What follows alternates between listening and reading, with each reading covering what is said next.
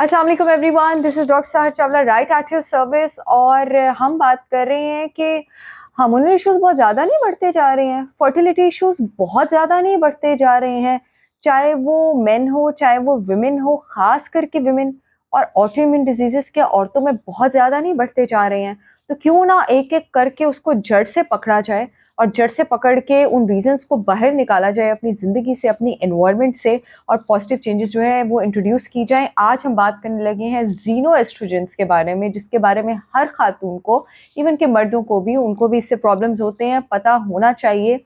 और वो क्या चीज़ है जीनो एस्ट्रोजेंस? आपके पास it is a kind of xenobiotic, यानी एक ऐसा बायोलॉजिकल, नेचुरल या सिंथेटिक कंपाउंड नेचर का जो कि जिस्म में एस्ट्रोजन हार्मोन, जो फीमेल हार्मोन है, जो कि मर्दों में भी मौजूद होता है, जैसे फीमेल्स में एंड्रोजन मौजूद होता है, उसका एक्शन मिमिक कर सकता है। और ये क्यों खराब है और ये क्यों नहीं होना चाहिए, और इसकी वजह से फर्टिलिटी और ऑटोइम्यून डिजीजेस क्यों ज़्यादा हो रहे हैं, और इसका हल क्या है, इस सीरीज़ पे ही आज एक वीडियो सीरीज़ ही समझे, इसमें इंशाल्लाह बात होती रहेगी। हमारे पास जीनो एस्ट्रोजेंस, हमें पता है ये चीज़ अब बहुत रिसर्च में आ गई है कि इंडस्ट्रियल केमिकल्स और पेस्टिसाइड्स के इस्तेमाल से हार्मोनल इश्यूज जो हैं वो बहुत ज़्यादा होते जा रहे हैं। और उन्हीं इंडस्ट्रियल केमिकल्स और पेस्टिसाइड्स में, यहाँ तक कि हमारे आसपास मौजूद डिटर्जेंट्स में, सर्फेक्टेंट्स में, शैम्पूज़ में, प्लास्टिक्स में, स्पेशली आई हेट प्लास्टिक।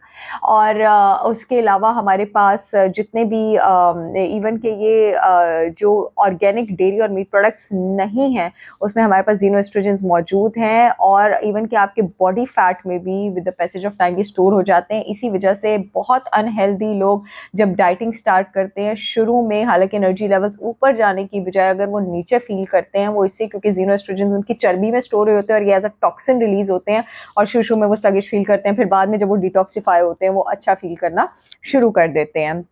अब आपके पास जिस्म में काफ़ी तरह के एस्ट्रोजेंस बनते हैं। एक अच्छा एस्ट्रोजन बनता है, एक जो है आपके पास टॉक्सिक एस्ट्रोजेंस भी होते हैं जो आप बाहर से लेते हैं, ये प्लास्टिक की शैम्पू की बॉटल से लेते हैं, नॉन स्टिक कुकवेयर जिसको आप बहुत एक्सपेंसिव खरीदते हैं उसमें भरा हुआ है, माइक्रोवेव खानों से आप लेते हैं वो भी लेते हैं। वो खवातीन जो किसी तरह की हार्मोन रिप्लेसमेंट थेरेपी ले रही हैं, कॉन्ट्रासेप्टिव्स ले रही हैं, वो वहाँ से भी लेते हैं। जिसम में मेटाबॉलिक मशीनरी, आपके पास लिवर है, हर तरह के टॉक्सिन को लिवर से होकर गुजरना है, लिवर ने उसको डिटॉक्सिफाई करना है, और उसमें सिर्फ एस्ट्रोजन शामिल नहीं है, उसमें मर्करी भी शामिल है, उसमें बाकी टॉक्सिन्स भी शामिल है। सारा लोड जो है वो लिवर के पास है, लिवर में मौजूद CYP, साइटोक्रोम P450 मोनोऑक्सीजनेज सिस्टम के पास है। अब लिवर के प्रोसेसिंग सिस्टम पे डिपेंड करता है कि ये जो हमारा एस्ट्रोजन है ये अच्छे वाले एस्ट्रोजन में कन्वर्ट होगा, गुड सॉफ्ट जेंटल एस्ट्रोजन में कन्वर्ट होगा, या हार्मफुल टॉक्सिक एस्ट्रोजन में कन्वर्ट होगा। क्योंकि आपके पास जो जीनो एस्ट्रोजेंस की वजह से प्रॉब्लम होते हैं वो टॉक्सिक एस्ट्रोजेंस की वजह से ही प्रॉब्लम्स होते हैं आपके पास। अगर लिवर पे लोड ज़रूरत से ज़्यादा है तो कुछ टॉक्सिक एस्ट्रोजेंस को वो मिस कर देगा और वो एज इट इज़ आपकी बॉडी में एंटर हो जाएंगे, या फिर कुछ एस्ट्रोजेंस को गलत प्रोसेस कर देगा और वो टॉक्सिक एस्ट्रोजेंस बन जाएंगे, और वो कैंसर और ऑटोइम्यून डिजीजेस की तरफ आपके पास कंट्रीब्यूट कर सकते हैं। और कैसे कर सकते हैं इस पर ही हम बात करेंगे।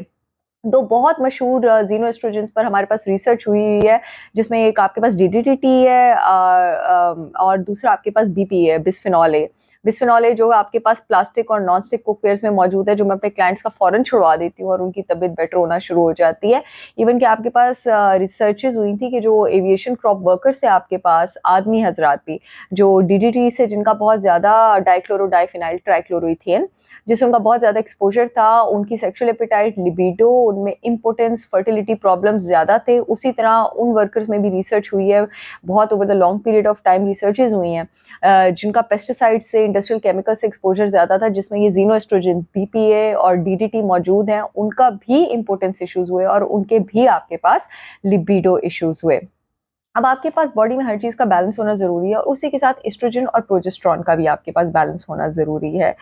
आपके पास अगर एस्ट्रोजन ज़रूरत से ज़्यादा होगा, और ख़ास करके टॉक्सिक एस्ट्रोजन ज़रूरत से ज़्यादा होगा, तो PMS सिम्टम्स, मेंस्ट्रुएशन से पहले के सिम्टम्स जो हैं, ये आप स्टार्ट में पहचान सकते हैं, या आपको बहुत ज़्यादा ज़रूरत ज़्यादा प्रॉब्लमेटिक फील करेंगे। ब्रेस्ट का थोड़ा बहुत टेंडरनेस होना, पेन होना, फुलर फील करना, ये थोड़ा नॉर्मल है पीरियड से पहले। लेकिन अगर ये ज़रूरत से ज़्यादा है, इतनी पेन है कि आप अपनी ब्रेस्ट को टच नहीं कर सकती हैं, तो इसका मतलब है कि बॉडी में एस्ट्रोजन टॉक्सिसिटी है। बहुत ही स्वेयर मूड फ्लक्चुएशंस आ रही हैं पीरियड से पहले, पीरियड्स के दौरान इंसोम्निया हो रहा है, हार्ट बीट बहुत ज़्यादा तेज़ हो रही है, बहुत ज़्यादा एंग्जाइटी हो रही है, बहुत इरेगुलर और हैवी पीरियड्स हो रहे हैं, कभी 8-10 दिन बाद हो रहे हैं, कभी 12 दिन बाद हो रहे हैं। ये सारे सिम्टम्स आपके पास एस्ट्रोजन टॉक्सिसिटी की वजह से हो सकते हैं, या प्रोजेस्टेरॉन के बहुत कम होने की वजह से भी हो सकते हैं।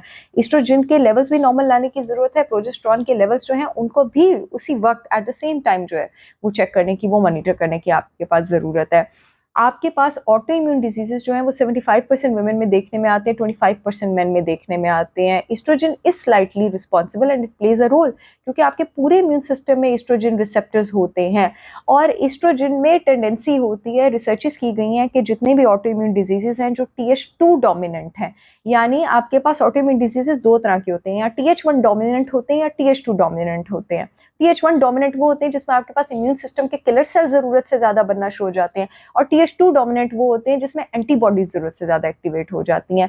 जितने भी ऑटो इम्यून डिजीजेज हैं जो TH2 डोमिनेंट है, यानी जिनमें एंटीबॉडी जरूरत से ज्यादा बनना शुरू हो जाती हैं, ऑलमोस्ट सब में एस्ट्रोजन लेवल्स जो है वो ज्यादा देखे गए हैं।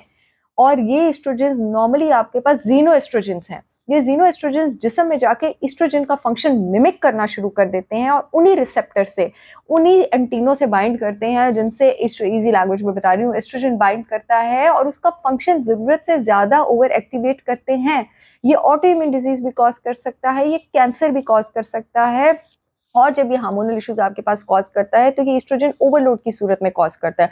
वाटर रिटेंशन और ब्लोटिंग भी होती है इससे। मेरी क्लाइंट्स जो है कुछ दिन की डाइट के बाद उनके जो पेट है वो अंदर हो जाते हैं, वो चर्बी थी ही नहीं, वो एस्ट्रोजन टॉक्सिसिटी थी, वो एस्ट्रोजन का इम्बैलेंस था, एस्ट्रोजन को नीचे लाने की जरूरत थी। इसकी शुरुआत आप, हाँ, कुछ लोगों में जेनेटिक टेंडेंसी होती है कि उनमें एबिलिटी होती है टॉक्सिक एस्ट्रोजन ज्यादा बनाने की, but you are not a slave of your genes. आप अपनी एनवायरनमेंट को मॉडिफाई करके अपने आप को सारी जिंदगी उस बीमारी से दूर रख सकते हैं, उस प्रॉब्लम से दूर रख सकते हैं जिसकी टेंडेंसी आपकी फैमिली में है।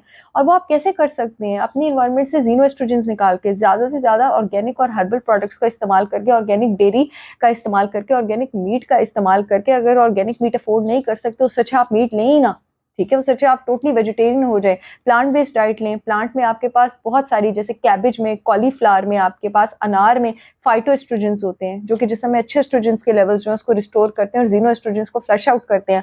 माइक्रोवेव्ड और प्लास्टिक वाले जो पॉपकॉर्न्स हैं, नूडल्स हैं, जो नॉन स्टिक पैन है, उनको छोड़ें आप। मिट्टी की हांडी में सोचे आप खाना खाएं, स्टील में आप खाना खाएं, आप ग्लास कंटेनर या स्टेनलेस स्टील यूज करें, प्लास्टिक को आप छोड़ें। ये सारे जीनो एस्ट्रोजेंस हैं, इनको अपनी जिंदगी से बाहर निकालें। एंड अदर देन दैट उन चीज़ों को डाइट में शामिल करें, हेल्दी फैट को, नट्स को, सीड्स को, प्लांट्स को, जो कि आपकी बॉडी के एस्ट्रोजन लेवल्स रिस्टोर कर सकते हैं। वरना ये एस्ट्रोजन ओवरलोड आगे जाके आपको कैंसर की तरफ, हार्मोनल इश्यूज तो शुरू में ही शुरू हो जाते हैं और ऑटो इम्यून डिजीजेस की तरफ लेके जाते हैं। और यही रीज़न है कि ऑटो इम्यून डिजीजेस इस तरह से ऊपर जा रहे हैं। मैं आप लोगों को इंशाल्लाह फिर एक और इन्फॉर्मेशन वीडियो के साथ आप लोगों से मुलाकात करूंगी। तब तक के लिए अल्लाह हाफिज़।